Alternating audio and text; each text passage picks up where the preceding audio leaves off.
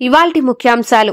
తీవ్ర విషాదాన్ని నింపిన తిరుపతి ఘటన, వైకుంఠ ద్వార దర్శన టోకెన్ల క్యూ లైన్ల దగ్గర ఘటన, తొక్కిసలాట్లో 7 మృతి, 40 మందికి గాయాలు, 4 పరిస్థితి విషమం. బాధితులను పరామర్శించిన సీఎం చంద్రబాబు. ఫార్ములా కేసులో కేటీఆర్ క్వాష్ పిటిషన్ పై సుప్రీంకోర్టులో విచారణ. తక్షణ విచారణకు నిరాకరించిన సుప్రీంకోర్టు. రేపే విచారించాలని కోరిన కేటీఆర్ న్యాయవాది. వచ్చే బుధవారం విచారిస్తామన్న సుప్రీంకోర్టు. సుప్రీంకోర్టులో మోహన్ బాబుకు ఊరట. తదుపరి విచారణ వరకు మోహన్ బాబుపై ఎలాంటి చర్యలు తీసుకోవద్దని ఆదేశం. విచారణ 4 వారాలు వాయిదా, 3 వారాల్లో కౌంటర్ దాఖలు చేయాలని ప్రతివాదులకు నోటీసులు. జర్నలిస్టులపై దాడి కేసులో నిందితుడుగా ఉన్న మోహన్ బాబు. అనంతపురంలో జరగాల్సిన Daaku Maharaj pre release event రద్దు. తిరుపతిలో జరిగిన తొక్కిసలాట ఘటనతో రద్దు. ప్రీ రిలీజ్ ఈవెంట్ ను రద్దు చేశామని నిర్మాతల ప్రకటన. తిరుపతి ఘటనలో మృతుల కుటుంబాలకు పరిహారం 25 లక్షల రూపాయల చొప్పున పరిహారం ప్రకటించిన ప్రభుత్వం. ఎక్స్గ్రేషియా ప్రకటించిన మంత్రి అనకాని సత్యప్రసాద్. ఏపీలో నిలిచిపోయిన ఆరోగ్యశ్రీ ఈహెచ్ఎస్ సేవలు సమ్మె కొనసాగించాలని నెట్వర్క్ ఆసుపత్రుల నిర్ణయం. తొలి విడతగా 500 కోట్ల రూపాయలు విడుదల చేయాలని డిమాండ్.